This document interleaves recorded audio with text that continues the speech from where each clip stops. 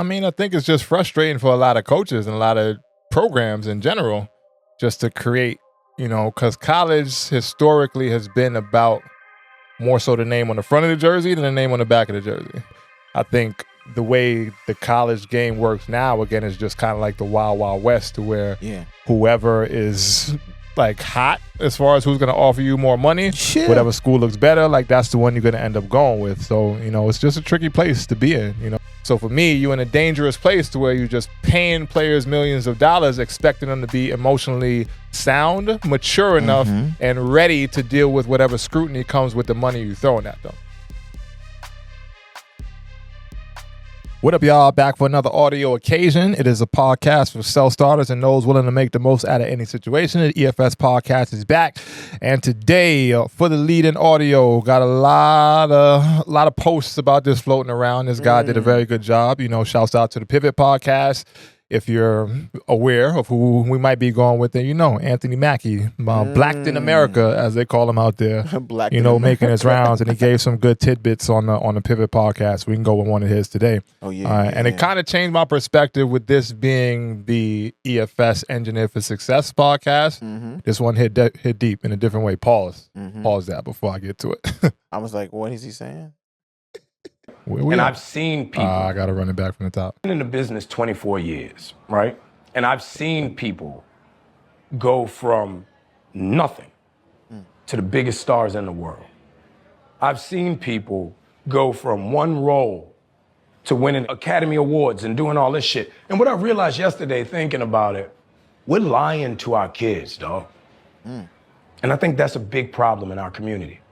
We tell our kids that and this is fresh on my heart. Like, I literally just came to this conclusion last night. We tell our kids if they do right and they make the good grades and they go to the programs and they will become successful. If you work hard enough, your work will be paid off. And that's not true. Success is given. It's not earned. Because you can be the most brilliant. If one person don't tap you, each one of y'all. There were people who could hit harder, who could catch better, who could run faster, but somebody said, you. In the business 24. So let that sink in on the way in. Heavy talk with that one. It definitely was, I wouldn't say changed my perspective, but I've heard that perspective before. But again, hearing it from him in that format hit a little bit different, but and it kind of ties into some things we're going to get to later, actually, with our new segment that I can't wait to just let loose for y'all. But new segment. As we open this thing up, let's get this theme music queued up. And, of course, we got a multitude of air horns on the way in. Hello, y'all.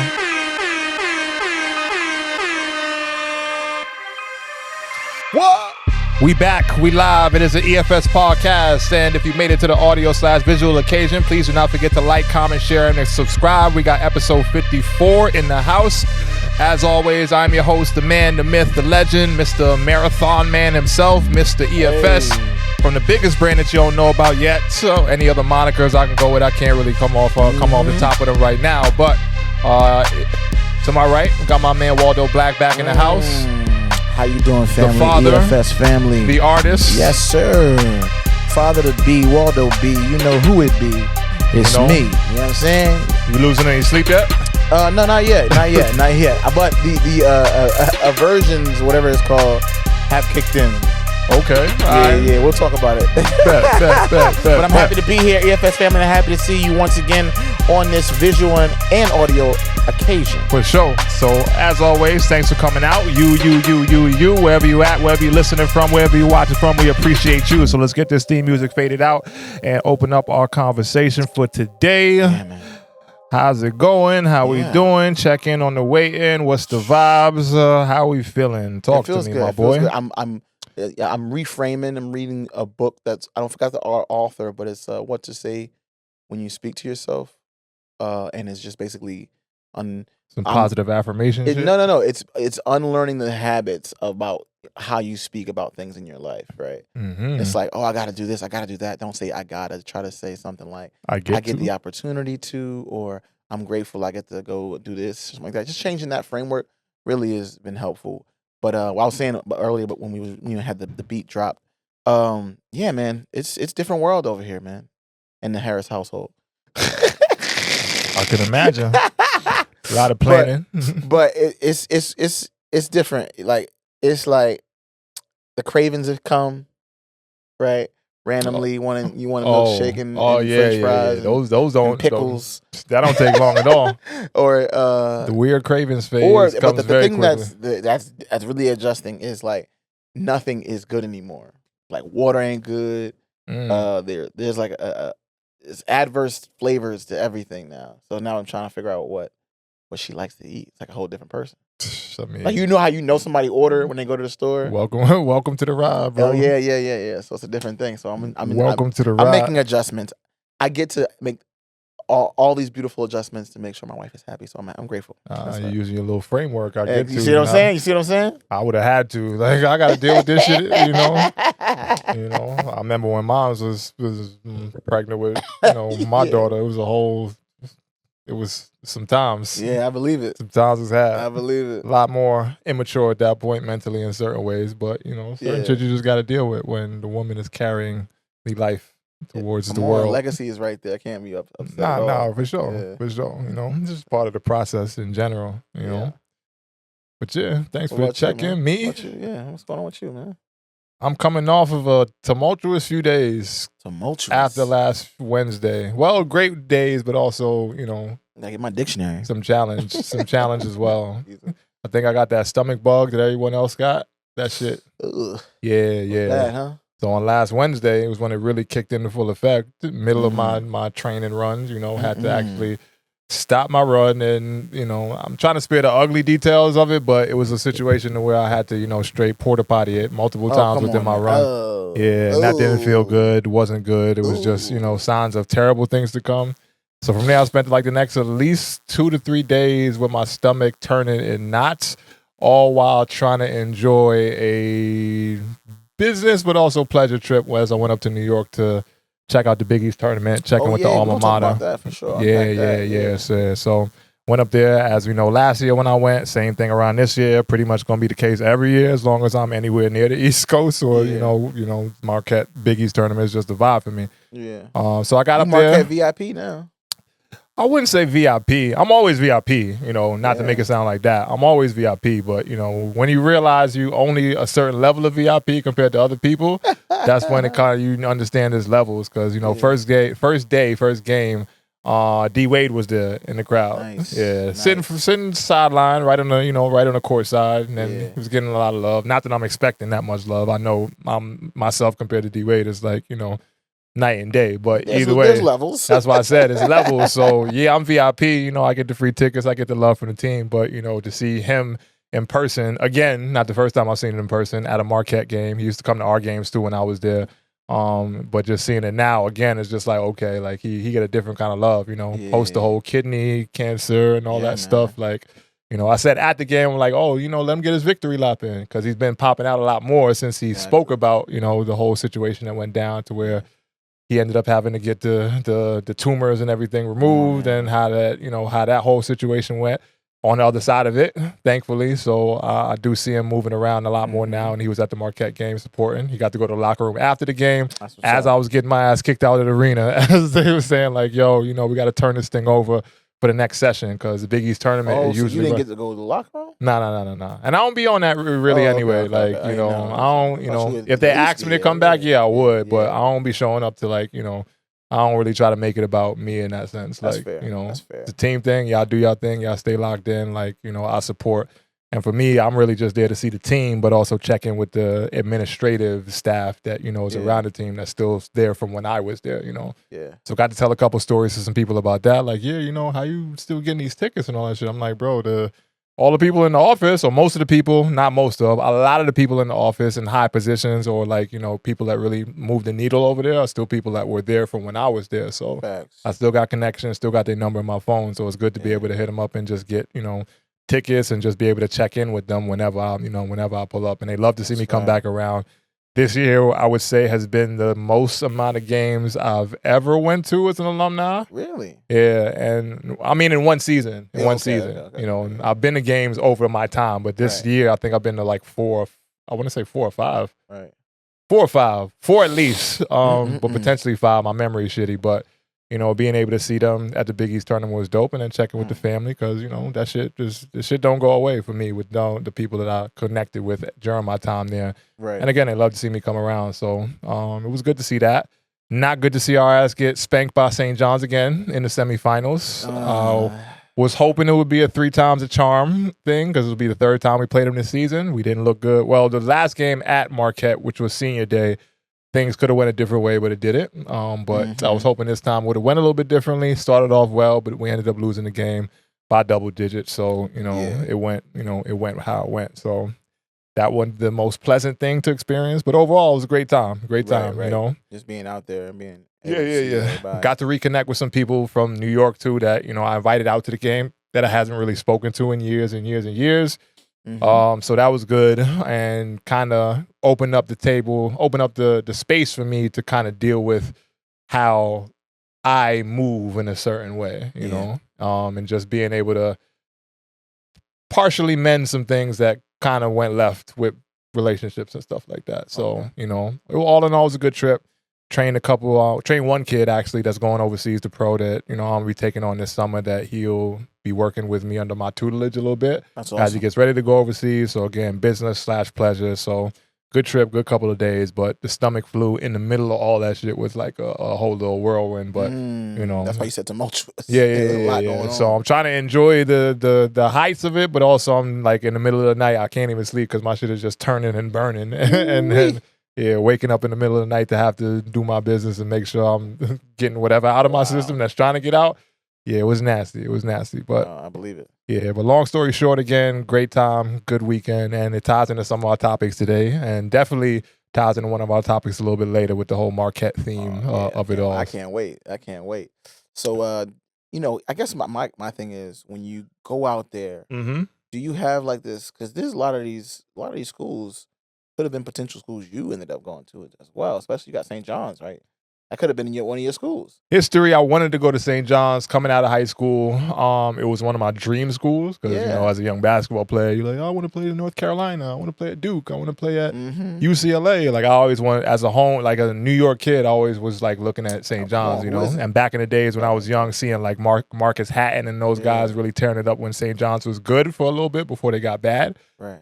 For me, it was like one of the places I wanted to go. They never recruited me, so it wasn't like an actual real situation, but some Big East schools did recruit me coming out of high school. Pitt was recruiting me. They're not in the Big East anymore, but Pittsburgh, old school Big East team. South Florida was recruiting me heavy. Came down to Marquette and South Florida as my final 2 teams, the final 2 schools that I was making a decision to go to. Yeah. Who else was there? Miami was recruiting me a little bit. They were ACC. Seton Hall was looking at me, and that was a little bit of a connection because when I was playing for Danny Hurley, he went to Seton Hall, so he was kind of like, trying to give them a little, you got to look at them, But amongst other schools as well, other schools, A-10 schools, but the Big East schools that I can remember at this point was Pitt, Seton Hall, Marquette, of course, and So when you see the teams and you see, do you go back and go, man, like, it could have been so different, in your like looking back, is there like a moment of like shock or revelation, like you thinking back, like, man, I wonder how the story would have played out if I did this school versus that school? Or I try not to in my head sometimes. I think human nature tends to like give us that like imagination of like how things would have been. But in general, just seeing it now is just like, just seeing how far the Big East or where the Big East has come since I played there, and now seeing it from a lot less pressure perspective, because now I can just enjoy the games as like a real support of the team. Like, when I was playing there, it's like solely focused on, we got to try to win this game. So you're so locked into it that, you don't really get to see and appreciate the things for what they really are. But being in the Garden was dope, and I played in the Garden multiple times. Like I've had my fill of the Garden as a player at my time in Marquette, just being in the Big East tournament, but then also coming to play St. John's there multiple times throughout my time. So I've seen the Garden a lot, and being there now for the Big East tournament, which is like the pinnacle of the Big East season. And the Garden is the Mecca. So, seeing it from a fan perspective now of a team is a little bit different. and just appreciating it again for like, wow, this is dope what they put together every year for this conference to be in this arena and to draw this kind of turnout, And St. John's is like on top right now. So seeing like the St. John's fans is it's nuts. Like I'm texting my group chat, all my niggas from Marquette that we still talk pretty much on a daily, some maybe not daily, but at least weekly basis. Right. We checking in with each other, and I'm checking, and we watching the game. They're watching the game. I'm at the game. They're like, "Yo, you there?" I'm like, "Yeah, I'm here." I'm like, "Yo, this shit a lot different in here right now." Like this St. John's, because I got to watch the St. John's game before they actually played Marquette on the first day, which was Thursday when I went. Well, the first day was Wednesday. Marquette and St. John's had a first round bye. But as I was saying earlier, long story longer, like the first session is 2 games, and then they clear the arena out. Then the second session is the night games. So the early set of games, I got to see St. John's play, and then Marquette right after. So coming in and watching the St. John's game, I'm like, this shit is packed out with all fucking red. Like, and they in there giving it up for St. John's. So as they should, they won. So it's like, and you see other schools too with they shit sprinkled throughout the arena. Like a lot of blue and gold for the Marquette supporters all over. Like Creighton had their fans, UConn of course had their fans, Villanova. So it's always good to see like the teams come from all over the place traveling to support at the Big East tournament. So it's always dope. And it's a good vibe, man. I love the Big East tournament, and I will continue to go literally every year as long as next time. Get a couple extra tickets, man. Man, the tickets is tricky for the Big East tournament, man. If you know, you know. And shouts to my ticket guy, Marquette. You may or may not hear this.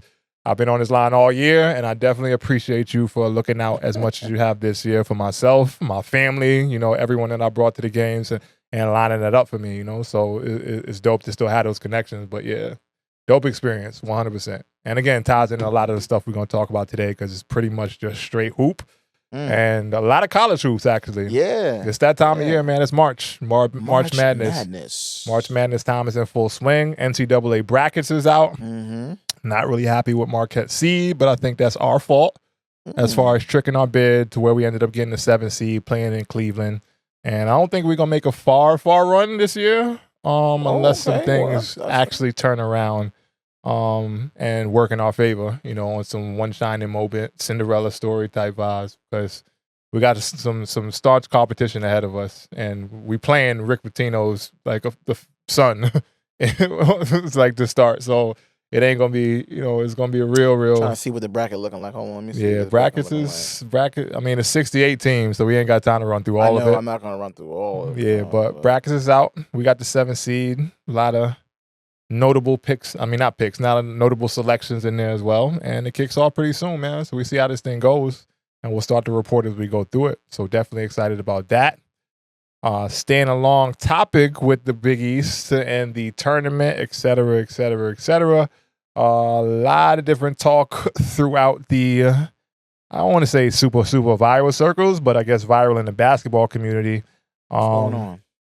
First and foremost, we had one of the best college coaches in the nation talk about the standing of his team and where things are going with them. I thought you were going to talk about Detroit. Detroit? What you mean? Detroit what? The Pistons. Oh, you talking about, yeah. I mean, we'll get to that. That was crazy. That was crazy. But I feel him. But we'll get to it in a second. But first off, we had Danny Hurley with some notable things to say. You actually sent this to me, and I already saw it at that point, but, it definitely deserves to be brought up as part of the conversation since we definitely heavy college right now. Let's talk about it. And where is it at? Taking a little long to load. Where we at? Where my boy Danny at? There we go. Let's get it. Oops, too low. 50? Let's run it back from the start. 50% of my roster or more. 50?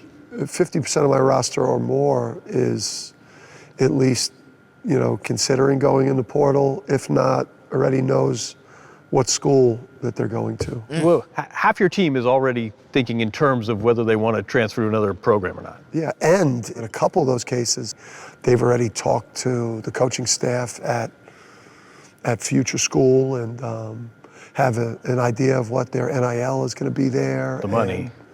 Yeah. What does it do to a culture of a college basketball team when half the guys are fielding offers for next season to go elsewhere? Well, I mean, look at the volatility this year. The level of volatility in college sports, this has now become a year-to-year proposition. The game has changed completely. Yep. One of the legends in the college game. He is self-proclaimed the best coach in college basketball. So, that's where he at. So, with him coming out with those kind of statements, for me, it just kind of lends across the feelings that we've spoken about on this podcast before in a bunch of different episodes, a bunch of different ways, but just, the state of things in general. So it was kind of surprising for me to hear. It was, but it wasn't also surprising at the same time for me to hear that from him, just because it's like it's where we at right now as a culture, to where one of the top schools, and not this year so much just because they having more of a down year coming off of back-to-back national championships, is articulating that half of his team could be gone next year. Yeah. So I mean, what's your you, as a former player, I think you have the most knowledge. I'm going to look at it from the numbers and, dollars and cents, business side. I want to know what you think from the player, from the fan of the game, all of that. Give me the insight that you feel I may be lacking, because because I'm looking at it from the business side. I don't see a problem with it, but I want to know where it is for. I mean, I think it's just frustrating for a lot of coaches and a lot of programs in general, just to create. Because college historically has been about more so the name on the front of the jersey than the name on the back of the jersey, if that makes sense. Fair. And if you can understand that from a sports perspective, then you get it. But in college, you've always tried to set yourself up for future success professionally, if that's something you had ambitions to do. But you realize that you were playing for a school. This is back in the days when we wasn't getting no money. Like, the school success was always the most important thing, and even when I was at Marquette, like, we always used to believe that win and take care of everything, like, that's fair. As a team, the more games we win, the more light gets shown upon everyone on the team. Yep. And then from there, your opportunities should come through, that as far as whatever's next for you when you leave. So that's fair. Now it's to a place where it's like, let's go get the money now, and these young boys is really just trying to put themselves in a position to really get what they can immediately, which I can understand from a financial perspective, but I do think it creates a culture across the landscape that is frustrating for college coaches, just because it's hard to retain players, it's hard to keep players happy. It might be a scenario to where you have a guy that you actually like and think can develop in your school program over maybe the course of a good 2 to 3 to 4 years, and this nigga might be gone next season. So from there, you always got to turn over and be on the watch out for people just coming in and then leaving, And like you said, it's now a 2-year thing, to where these kids may not be in your school program as soon as the season's over because they're looking towards the next thing, Yeah. So it's tough. I get it from the coaching side of it. I do get it from the athlete side of it somewhat. But again, I think that also is part of the problematic thing of it all, with no real regulation as far as what's going on to this point, as far as maybe limiting the number of transfers you can have, and, now opening it up even more to where we talked about, was the last episode or maybe the one before, to where you get more years in college in general, to where you can stick around and make moves even longer. So it's just still messy. But, I just think that, Danny Hurley said it best. It just creates a 2-year literally walking on eggshells, or you're like on your tippy toes trying to make sure that you can balance out your roster, and then have to recruit after someone leaves, or it's just a bunch of shit that you don't necessarily want to have to deal with as a coach, but it just is where that is. Like, you're gonna have to figure it out. I mean, yeah, you're gonna have to figure it out 100%. And I'm only looking at it from the numbers perspective. I'm not looking at the game. We love the game of basketball, right? We love that, but we're not talking about just the game of basketball. We're talking about the business of basketball, and the business of entertainment, and the products and things that are sold. These basketball programs, right? Top 10 basketball programs make over $23 million. Dan Hurley himself, $7.7 million salary. No, I get it. We're talking about millions on millions, right? And then we're looking at the kids who've been historically getting nothing. You get a college education. You work hard. You do your best. Maybe you'll get a good, cushy job and pay all your debt, and then you'll be okay. Nah, I'm not buying. I'm not buying it. At this point, y'all gonna have to earn that $7 million you got, Dan. Earn that $7 million. Not saying you haven't. I'm just saying, if you're going to be in the game, you can't complain when the rules get changed. You adapt and overcome. You in the game already. You already in there. So you might as well figure out a new tactic to accomplish the goal. The goal is to win. It ain't changed. I mean, you're right in that regard. I get that, but it's just the landscape again just makes it difficult for coaches to manage rosters. And no, it does. It changes the game. But it's not like even in the NBA, I guess, where NBA versus college we already talked about, different level completely. But you can kind of bank on your player being there in the NBA once you get him under contract, for a certain amount of years. Obviously, a player can ask out, a la Jimmy Butler type situation. We know that's possible. But it's not as prevalent on that level because once players lock into whatever contract they have, they're committed to like, all right, cool. Like you at least got me for the next 2, 3, 4 years, and then we can talk about extensions and all that other stuff. So I think the way the college game works now, again, is just kind of like the Wild Wild West to where whoever is like hot as far as who's going to offer you more money, whatever school looks better, like that's the one you're going to end up going with. So, it's just a tricky place to be in, I think it's just a tricky place to be in general. And, but your program still has to be good. You can offer a lot of money, but if your program is horrible, I doubt. I'm not saying that some people will still won't take the money still, but I doubt that you're going to continue to get the people to come because you don't have the support, the facilities, everything that you need to really operate a program at the top tier. You know what I'm saying? Like you want to make sure you have everything, all your ducks is in a row. No, I feel that. If you put all your money in just getting the best players, but you don't have the best staff or the best, you know what I mean? But I don't necessarily think that even matters either. We're talking about UConn back-to-back national champions. Like, but their program is extensive too, though. It's not like they've just been. Oh yeah, for sure. Yeah. They have a lot of the right things in place that what you would think would keep players for more than just a year potentially. With them saying 50% of my roster is already talking to schools, and it's not to say 50% of his roster is going to leave because sometimes you're just throwing it out there to see what am I worth, or on the market, et cetera, like that. It's negotiation. If you go out and see test the market, see what you're getting, you can come back to the drawing board like, hey, UConn, I want to stay here, but what you gonna offer? I mean, this is true, but again, what you gonna do? What if they not offering you that? Then you out. Give me more playing time then. Maybe some of the guys. All of that, it takes. I'm not saying this is an open shut situation, but I'm saying there's layers to it, and I think the power used to be one sided. It used to be all on the program, all on the schools, all on the coaches. Everybody had the power, and now it's balancing out a little bit more to where the players have more power than they used to have. Yes, they're true. But great power comes great responsibility. I'm not saying that they got to do it right, but yes and true. But there's also a flip side to that too, which is the accountability portion of it on the players, which we've touched on many different ways. So and them just having the entitlement to just think that jumping around is like the way to go, and then not being resilient. And not sure if you saw or heard about this, but did you see what happened with the Kansas State guard? No, what happened? So they got knocked out in the conference tournament earlier than they wanted to. And this is from Coleman Hawkins, one of the highest paid players in college this year, as far as NIL evaluations, et cetera, et cetera. Right. Breakdown, cried after the game. I'm going to play some of it, but this is the kid, and the caption that floated around with the post was, this is the problem with paying, young kids millions to play basketball. And here it is. Let me hear this, John. That's crazy. It's kind of crazy. It's crazy. Why can't I get the audio to play from it? Oh, there we go. Unmute. There we go. Got to get it up loud, I think. What's going on? I bet. Check it. I really wanted to come in and impact the program. Fuck, man.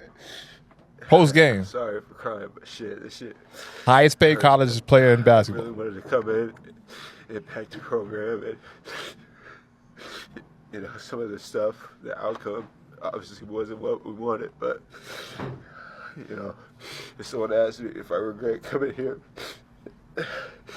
I tell them, I don't regret meeting my team, the coaching staff, the people I met.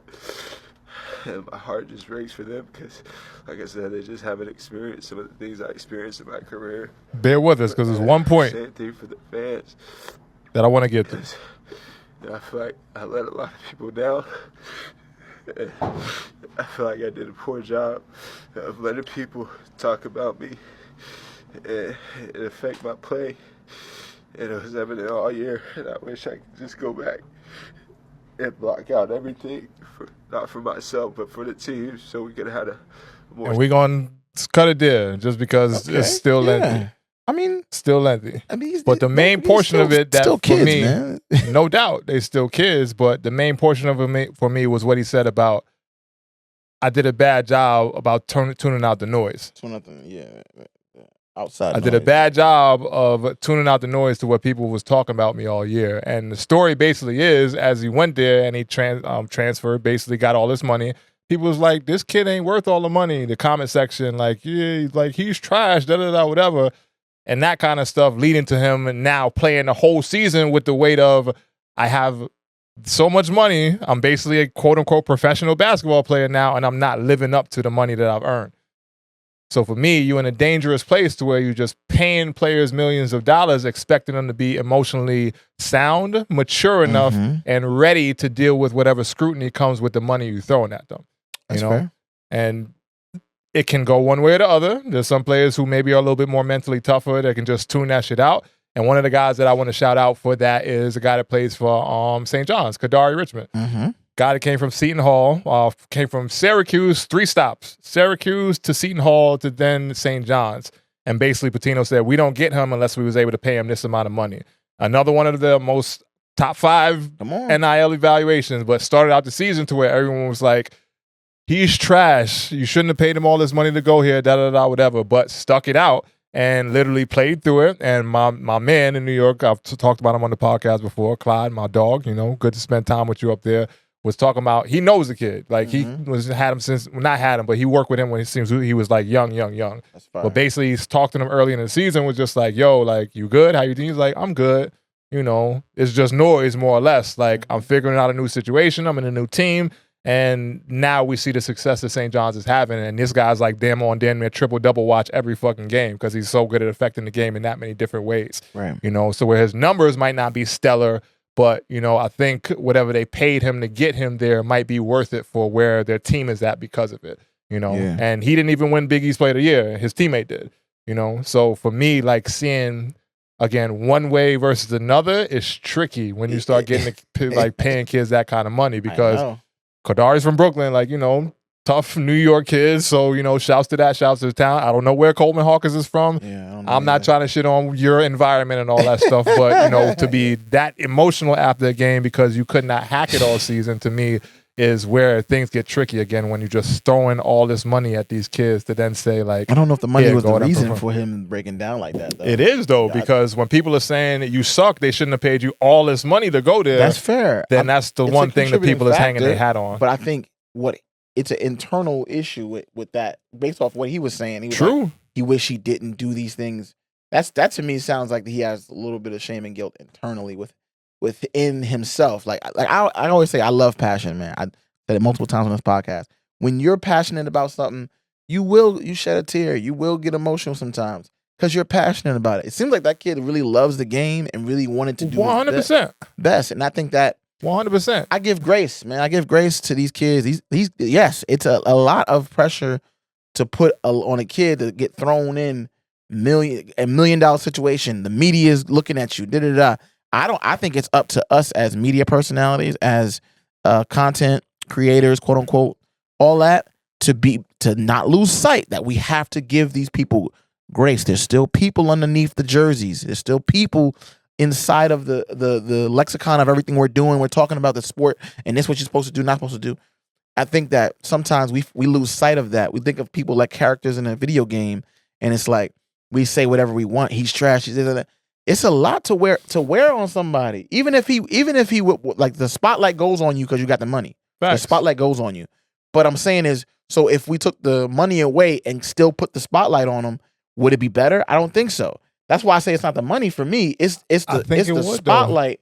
If they were saying he was trash, he doesn't deserve to be at that school versus he doesn't deserve to be to have the money, I think he would still have the same, like the noise would have still affected him the same way and the same outcome would have been there. Potentially.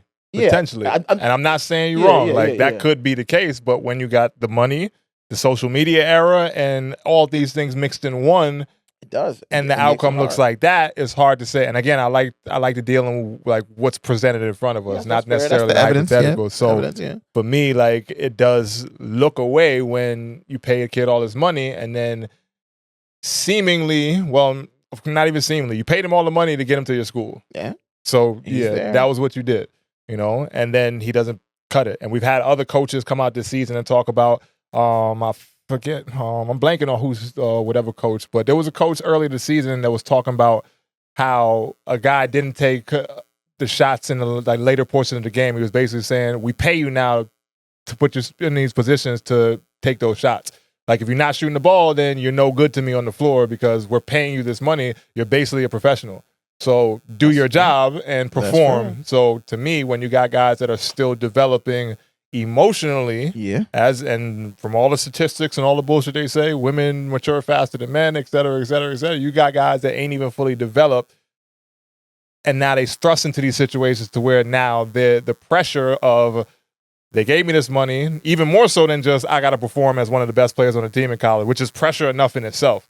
So when the money comes with it, then it looks a lot different to where you can have that much more scrutiny thrown at you when you fall short. And every player is going to fall short. It's just going to happen at some point. So I do like to give grace in that regard, but it is, to me, just a product of where we're at in total as a basketball space, And not to spend too much time more on that specific portion of it, because I did want to move forward to something Shaka Smart said, which is to kind of combat the culture that's going around now with the landscape. What Shaka say? And Shaka Smart, Marquette coach, represent my program, my alma mater right now. He says some things about the whole, well, I'll just read the headline for it, or the top of the post. Shaka Smart has been refusing to negotiate with players' agents, so-and-so reports. From there, he said there's zero chance that any other top 25 programs does this, and adds that refusing to deal with players' existing agents could raise legal issues. Wow. Now, that's just the headline. Now, to elaborate on it even more so. That's big. When I read the headline first, I thought one thing, and I got it actually as I was watching the first game of Marquette the first day. So I really just saw it. Then I'm watching Chaka like coach at that point. So I'm like, all right, whatever. I'll get back to this later.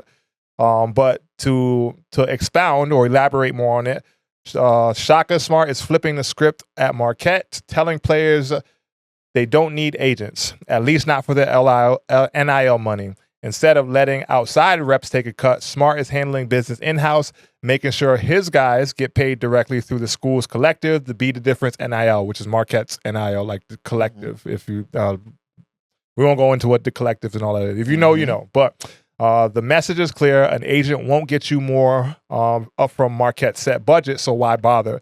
And his players are rolling with it. So basically, he's got the guys at the school under the culture of we're not dealing with your agents because you ain't gonna get that much more money from the school anyway.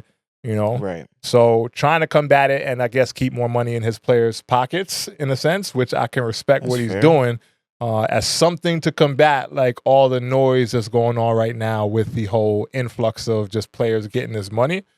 I feel I'm torn on it.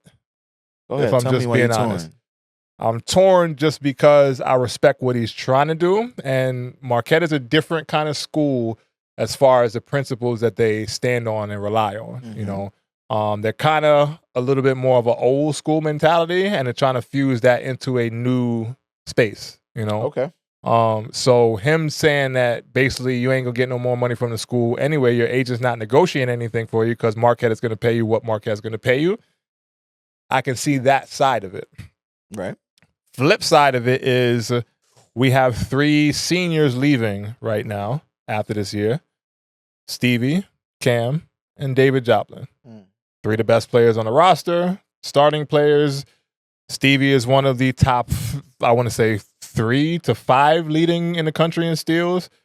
Cam is one of the highest paid NIL players in the country, one of the best guards in the country as well. Joplin, he's been there through and through. So more or less like he's a Marquette guy now on his way out. Right. So you got to now replace these three coming up with somebody from behind them or someone coming up from behind them. Sorry, I mixed up my wording. But I think it creates a space to where you could have players turning away from the school because you need talent, you know? Yeah. I don't think Marquette's roster, and this is no shade to Marquette. I've watched them enough now. I still a supporter through and through. I like to handle Marquette with kid gloves. Like, I'm just be honest. That's where I'm at. So my bias to the school is just to try to handle them as respectfully as possible because they still look out for me now. But I do think that their roster needs certain things that have kind of been exposed this season to where now when you got three of the best players leaving, how are you going to replace them? Like, you better do a very, very good job of developing the guys coming behind them to now take those roles and then be in those spots to where they're able to produce and represent the school that much more in a winning kind of way. Or you got to find someone else from outside the school with the portal and bring them in. Yeah, but then when you're telling options, right, so when you're telling guys we're not dealing with your agents, how are you going to attract new talent to the team? Yeah, they're going to hear that and move a certain way. You know, so again, I respect trying to combat it in some kind of way, but it does look funny when you have no. I ain't gonna say you have no plan. I'm not gonna say that. Mm-hmm. They got people. They got people that've been running the team. I'm sure they're trying to do something, but for me, I think they got to hit the portal. So it's going to be a little tricky to get new talent to come towards the team when your hard stance is we're not dealing with your agent, Well, the Marquette program makes about $23.4 million in total revenue, money-wise. That stat you just looked up? I don't know. I'm looking up the stats, yeah. I bet. And about $3 million of that is for Shaka, right? So I think he has 3 more years left on his deal. If I want to be right. Yeah. So I'm looking at everything, and I'm saying, how much can you slice into that?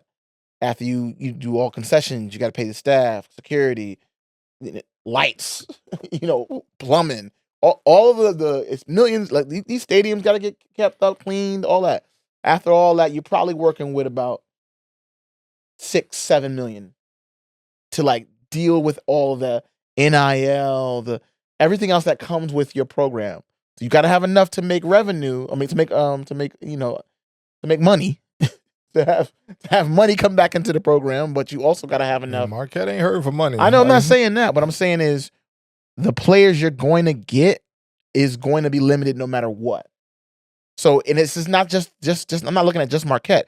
I'm saying Marquette is just a small example. There's other schools that aren't making as much money. Oh no! So so when it comes down to it, the only thing you can it's like when you have the chefs. I forgot what show is it. Next Level Chef. When they get whatever the ingredients are, and you make the best dish you can with whatever leftover ingredients you get. No doubt. And that's where we are in terms of the best players are going to go to the best programs with the most money to spend. Put your money where your mouth is. If this is that important to you, you might be like the Yankees, buy themselves a chip. They may be able to buy themselves a chip, but you got to put your money where your mouth is. But they also got to, for me, the whole, the school's collective being one of the main sources of NIL is a little tricky for me too, when there are other resources you could tap into to bring a more of an influx of money into your school. That's fair. And St. John's right now, as much as they beat our ass all year, and I do feel a way about that, they are the fucking blueprint. Rick Pitino is finding every opportunity to bring money into the school to then turn that money into investment into the program. Into wins. That's the way you got to play show on Vice, my nigga. They got to show on Vice every Thursday. Do it the same and I'm model. sure some of that money goes to the players because the players is on there every fucking week on the show. If everybody's eating, there's no problem. Right. You got to change the old model's not working no more. You can't just, I'm going to do what I want to do and I'm going to control the money and you come play, you better play your heart out and that's it. That's not working no more. Because you're putting your bodies on the line. Some of these players get injuries that are life changing, right? And then now what? You can't. There's no health insurance and past the years you're in college. Nope. But my knee will never move the same again because I don't try to go for a loose ball and I don't mess my leg up. But you thank you for your time and you playing for the 4 years you were here. Thank you. So maybe 5 years. No, that's not enough. But if I put some of this money aside, invest it properly, I could have generational wealth for me. What you kids. could hope they doing. Because that's a whole nother conversation. I'm seeing a lot of designer on these young niggas now. That's crazy. A whole nother conversation. I'm seeing designer, I'm seeing chains, I'm seeing cars, I'm seeing but listen. These young niggas is eating. You can bring a horse to water, but you can't make them drink, niggas right? Is eating, bro. If the game is there, if they want to invest properly, right, get themselves a little small business. These young niggas are showing up to a little the game bit of revenue. Go yard, like the shit look like the NBA walk-in tunnel with a lot of these schools. A lot of players them. now. A lot of them, yeah. Like they get money, bro. I know they are, but if you was in their shoes, wouldn't you get money too? Yeah, and you a fly.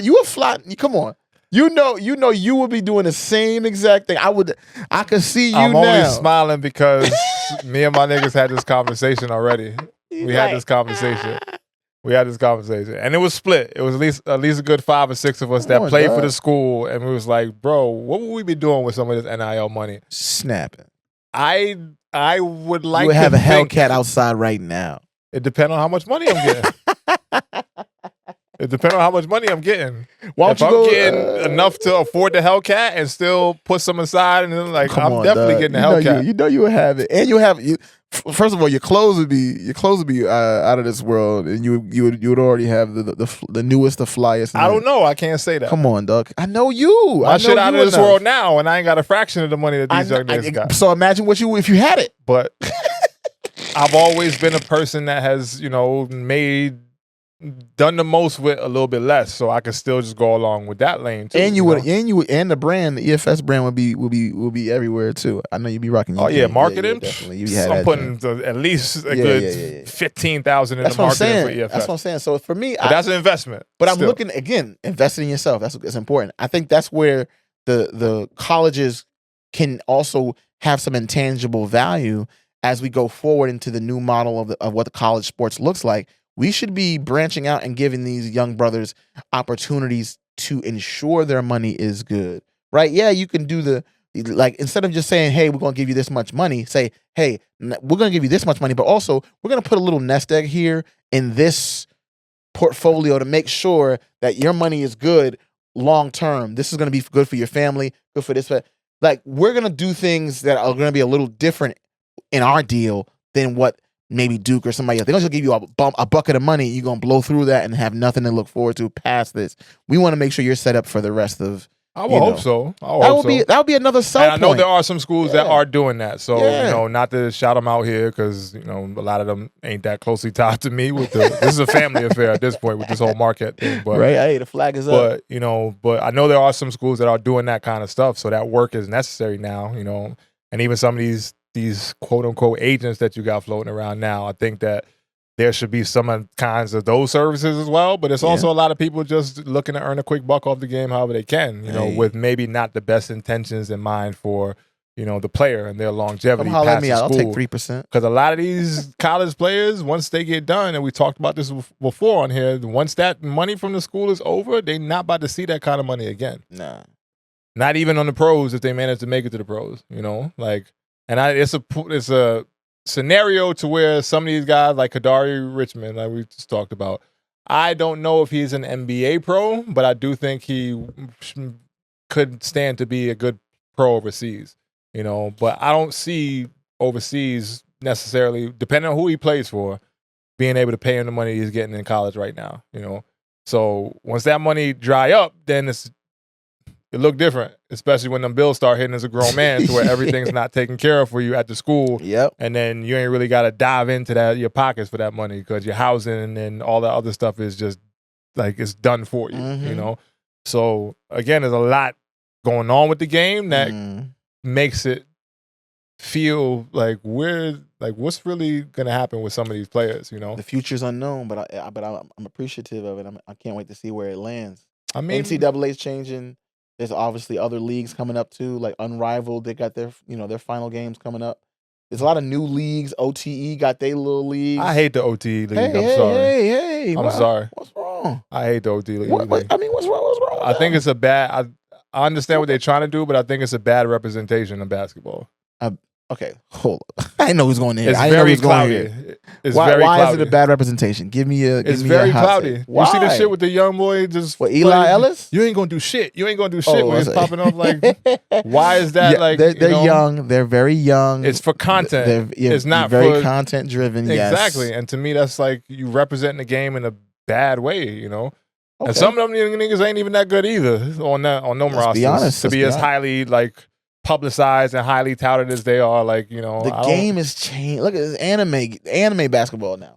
Basketball has changed. It can't be the same thing that we was looking at when we was kids, right? It's not that no more. Let everybody get a little chance to make their mark on the quote unquote game of basketball. There's a lot of people getting money off the game right now, and this is a very they got the 1v1 league too, the 0 hour thing is going. It's like it's like 1v1. You didn't see that, Jane? There's a lot of 1v1 leagues. So yeah. I can't keep up. It's a lot going on. But I love that. I love that the game has grown to where you may not be able to get the money the way you think you can get it, but it's not. You're not beholden to just doing what you do in an organized league no more. There's cats like Professor's been getting money for I don't know how long. Professor's been getting money since the N1 days. Since the N1 days. And he's not a quote unquote professional, but he's a quote unquote professional basketball player. So it's like, where do you land after college is really up to how creative you can be at making yourself, popularized and get those advertising dollars. It's not the format where you could only play in an organized professional basketball league is gone. If you can get enough eyes on you through your YouTube videos, you might be making Kai Cenat money. You better take some of that money you earning right now and hire a fucking publicist, hire a manager, hire somebody who understands the content space and all that other shit, because that's the only way, because a lot of these dudes, they ain't got them kind of skills. Or even a mind for those kind of things to, fair. Maybe not, there's maybe some here or there, but, in general, these dudes just like coming from the hood or coming from wherever they coming from, get this check in college, and then they still looking at it as, the old model, just with more money now. Yeah. So, you got to get creative once you get out of school, because, again, you may not see that money again. Yeah, that's fair. And when that shit dry up, the real world hits, Maybe they need to come holler at EFS, you know what I'm saying? Talk to you about for me, like, I'm still trying to understand the space.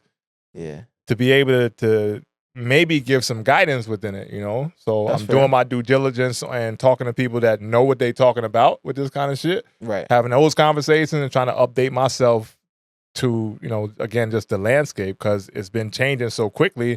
And again, it's not very regulated as far as what can go on with it. So, it's tricky. And it trickles down to even on the high school level, like we talked about before, some of the conversations I'm having with high school coaches or just high school people who are like on AAU teams or, EYBL programs, and that's that kind of level. So it's like, it's a bunch of different stuff, and it can be kind of overwhelming for someone who really just leans on like the old guard, just how things used to be, So I'm embracing it, and I'm really diving back into it now, just because, I do see a lot of opportunity in the space, but I got to kind of understand it from a bunch of different levels too, to be able to strategically make an impact, and I would like to say I plan to, but again, that takes some work, and, there's some things that I'm working on and trying to have conversations that could lead to that. But again, there's a lot of things that I got to get to the point where I feel like I got a good grasp on, Yeah. But, the skill side of it, the training side of it, fuck with me. That part of it, tried and true, he's like, yeah, I got you. But when it comes to the business part of it, I like to not get too big for my britches. So, definitely want to be a little bit more well-versed. Nah, for sure. Yeah. And I still stand on that. Keep the main thing, because that is always going to create the opportunities for you one way or another, right. But, yeah, that's where we at with that. Good convo, man. Yeah, for sure. So I guess before we get out of here, we will get into our new segment that I promised we were going to open up for. New segment, man. Yeah.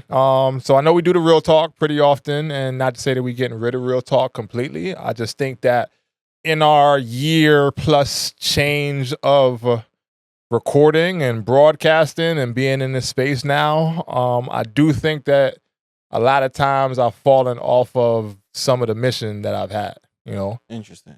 We get so cloudy and not cloudy. I would say I don't think we clout chasing, but we do talk about a lot of the things in the public, space that is just hot topics, whether it be sports related, sports and entertainment, or just whatever is going on in the world. And I'm very, happy to still be able to give a voice or have an opinion on those things. But I was looking back at some of our old episodes, like the first 2 or 3, just looking to see where we started versus where we at now. And in content, you kind of have to do a lot of pivoting for one reason or another. That's fair. And I feel like I've kind of had to do that because some of the things I wanted to execute early on may have not panned out the way that I thought they would because of conversations like we talked about with people being flaky that, supposed to have conversations with you that don't show up for you, or just things kind of changing to where you realize you can expand a little bit more than what you thought about to start. But again, keeping the main thing, I do think that there is opportunity for me to lean on some of my experience to give people a chance to connect with me on that, So the new segment that I wanted to roll out for you guys will be called the Walk With Me segment. And that segment is going to be really things that my career or life and just things that I've experienced from a professional, not a professional completely, because basketball for me goes all the way back to a kid, but things that the game has taught me that have brought me to my point in my life where I'm at right now. Okay. Because I did early on talk about making an impact through my experience, but I oftentimes don't really talk about some of the experiences that I've had on mic, Yeah. And I have many times with other people, but I don't really share too many of those things with y'all, the viewers and the listeners. So the segment will be called Walk With Me. And it's kind of just, again, tidbits of things that I've kind of learned throughout my life and career that I want to offer you guys. And being in the last week being what it was for me with the Big East tournament and just being back in the college basketball, like the realm, just physically in the spaces to where I'm watching the game, it kind of put me in a introspective space about, what I got from my time there, And just like you asked a little bit earlier, like at the top of the pod when he was like, seeing it now, like what does it mean to you? Yeah. It was kind of foreshadowing some of the stuff that I'm going to get into now, or the main point that I'm going to get into now. And the point is that comparison is the thief of joy, So I did say that seeing it now from a different perspective as just a fan hits different to where I can appreciate the game a little bit more, but also appreciate that I was part of some of those experiences even more. Yeah.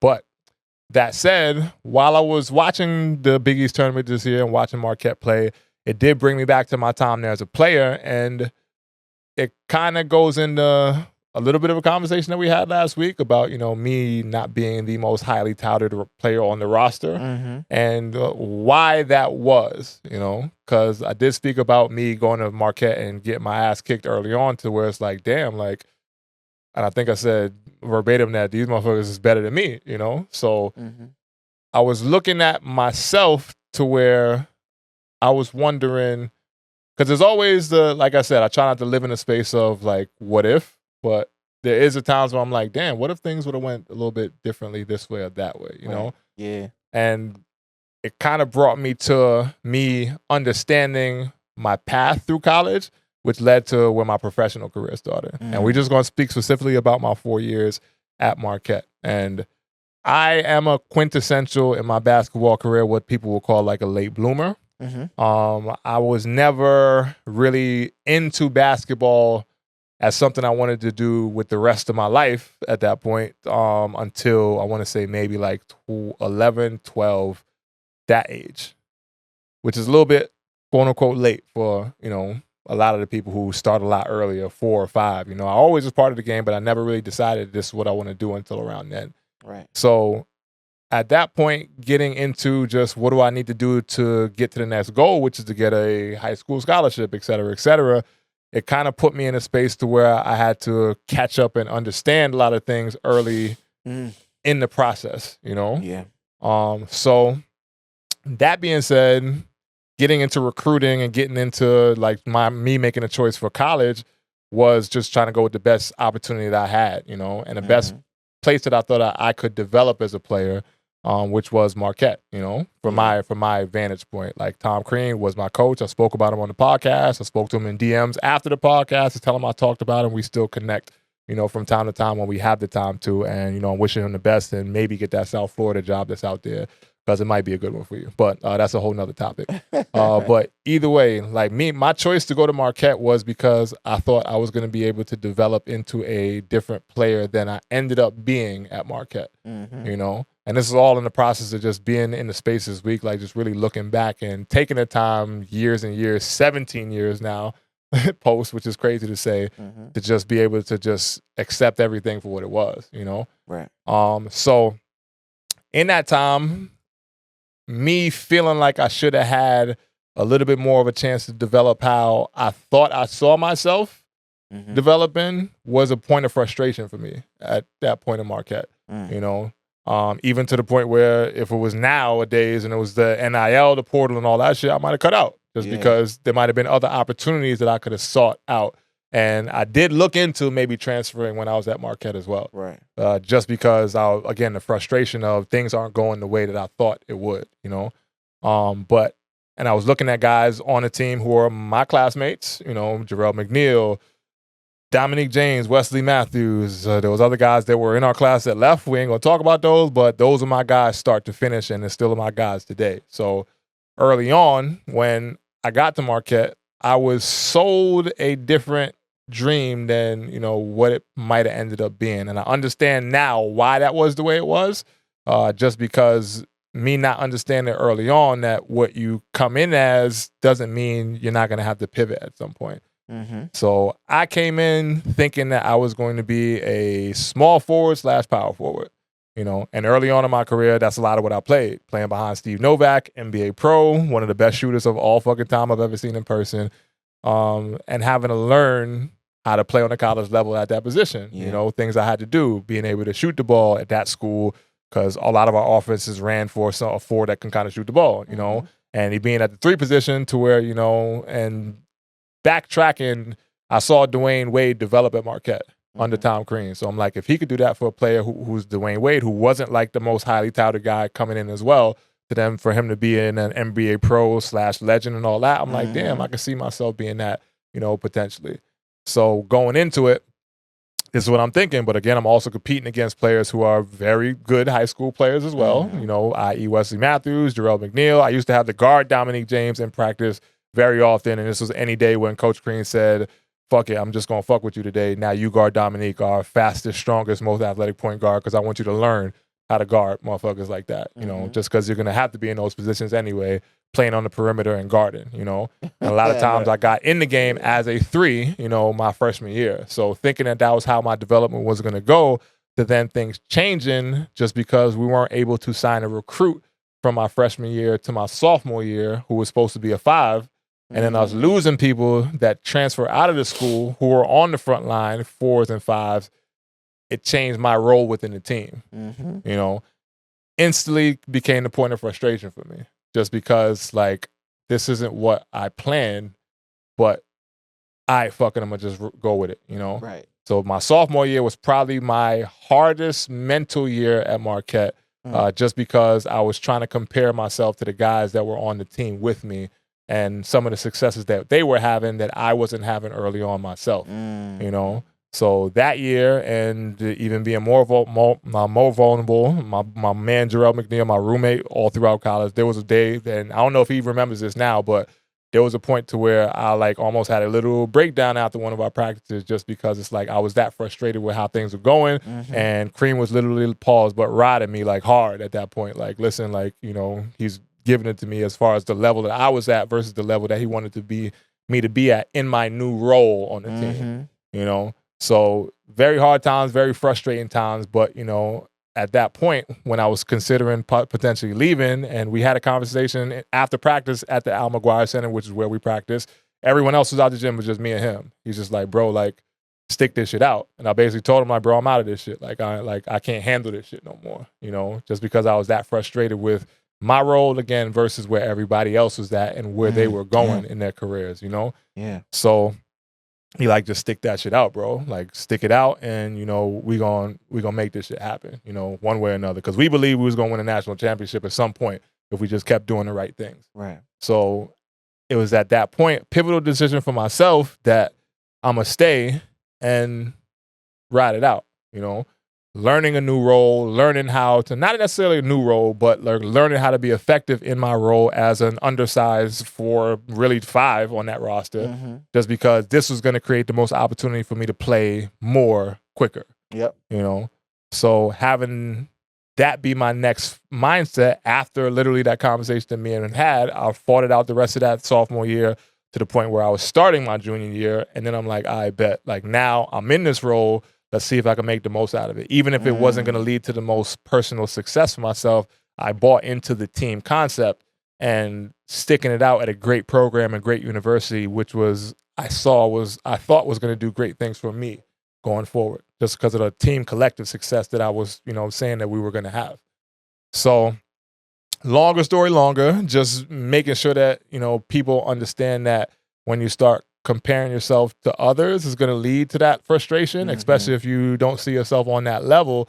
But you learn a lot of things by being tough-minded, sticking things out, like we often talk about on this podcast, and being someone who is resilient enough to fight through and finish the job, more or less, Yeah. And I'm always big on now trying to get people to understand that finishing the job is more important sometimes than bowing out of it just because, you feel that much more beat up by whatever the experience has done to you, So on the Walk With Me session today, understand that you have certain control within whatever situation you are thrust into. Right. And on the other side of that, if you stuck it out, if I would have transferred from Marquette, I wouldn't have been on top 25 rosters every freaking year. I might have not seen the NCAA tournament outside of the 1 year that, we were there in my freshman year, if I transferred in my sophomore year, or 2 years actually, because I would have had to wait till the end of the sophomore season. Yeah. But, from there, not being able to have the connections that I have with those people now, to where as a 39 almost year-old man, I can look back and say I can still call my old academic advisor at the school and chop it up to where she's like, yo, come out with your daughter. Like, you could stay at my house. I got an extra room. A program that says like, yo, you need to organize a reunion for y'all guys to come out because it's been a while since we've seen all of y'all together, Yeah. I wouldn't have those connections. I wouldn't have those experiences if I didn't stick it out, And I wouldn't have my name be that good at a university, even if it ain't on the walls for the Hall of Fame, because like my guys, again, is Hall of Famers. All three of them are Hall of Fame players at the university. So, and it's funny because going back to this Big East thing, like I'm sitting at the game and there's people behind us talking about, which is as we getting our ass kicked by St. John's, man, remember when Dominique James was here? What about when you remember Wesley Matthews? Remember guys like Lazar Hayward? I'm hearing them behind me. And they saw me stand up and it was like, bro, did you play at the school? I'm like, yeah, y'all talking about my era, And my name not being in the mix of those conversations was a point where I'm like, I could feel a way about that right now because I did give my blood, sweat, and tears to the school, but I also don't because the people on those rosters, we still good, or a lot of those people. Like those three specifically, like my bros to this day, like, we still good. We still talk. Like literally was just talking to them in the chat yesterday. Right, so right. For me, like me not having that personal success there was something that I might have felt the way about in the moment, but buying into the unit of us feeling that tied into each other to say, we're going to fight this shit out. And on the other side of it, whatever's going to come from it, it's going to come from it. But the success is going to be there in one way or another, as long as we stay locked in and bought in. So, long monologue, but it is a thing that I kind of sat with this week as far as me at peace with a lot of the decisions I made, even though maybe making different decisions would have got me a little bit further personally, but I wouldn't know what else would come from it on the back end. Because, like again, I live with the result of what I have in front of me, Yeah. So yeah, that's that, So very introspective and for me, profound thoughts that I was going through this week. Yeah. That I wanted to share with y'all on our first Walk With Me segment that, Thank you for sharing. Comparing to other people when you have a different journey than everyone else is a little bit dangerous sometimes. Yeah, it definitely can take you out of the game and not allow you to engineer your success. So Facts. Yeah, so it's definitely something that Facts. It's good wisdom right there. Yeah. And on the flip side of that, it literally motivated me throughout my professional career to turn myself into more of the player that I saw myself wanting to be at school, you know? But I didn't get to develop and practice a lot of the skills that I was trying to when I started, you know, thinking I was maybe going to the NBA and all that other shit, but then being able to go overseas and then hone in on a lot of that stuff to where I became a better shooter, better ball handler, a player that you really had to plan for guarding in a bunch of different ways, inside and out, you know, and developing my game from an all-around perspective. It created that fire to do it on a professional level because I'm like, all right, now I didn't get to show those kind of skills in college, but I know this is going to carry me towards my 10-year career overseas. Right. So, you know, put a dime up. Man. Long story long, but yeah, that's really what came from my week. It was deep, and it definitely showcases your maturation through this journey, right? Because you always say the goalpost is always moving. You know, the outcome aren't always going to be what you want, but you can find a way to get to success despite the situation changing or the trials and tribulations being thrown at you. So it's nothing. Yeah, it's good information to share with the EFS gang. So I appreciate y'all for checking in and tuning in. Yeah, man. Quote of the day. Let's wrap it up and wrap it up. Quote of the day. This joint. I think it ties in. Since it's NCAA March Madness, I got the best coach in NCAA basketball. So here's the quote. I live by two mottos. A disciplined person can do anything and dare to do what you don't want to get what you do want. Don Staley. Word. That was a Don Staley on that. That was a Don Staley on that, for sure. Definitely one of the best coaches in the game, period. Definitely on the women's level. I thought you was going with Danny Hurley. I know. That's why I said NCAA basketball. I didn't say men's or women's. Hey, man. I don't make assumptions, but I did in that moment, and I was wrong. So, yeah, with that said, man, thanks for joining us. I didn't get our round of applause off earlier, so I definitely give us a round of applause for the profound conversations we had. This one wasn't very, super hot topic-y as far as the entertainment world, but a lot of great basketball talk today and the things that, again, I'm very big into where the college space is at right now. And even more so after this week with my past trip up to the Big East tournament. So, thanks for coming along. And if you've made it this far into the audio/visual, please do not forget to like, comment, share, and subscribe. Tell a friend and tell a friend. We love the love over here at the EFS podcast. So as we let you go, we'll tell you to stay safe in this crazy world and guard yourself mentally, physically, spiritually, and all things in between. And with that said, EFS podcast number 54 is out. Catch you for the next go round. Peace. We out, baby.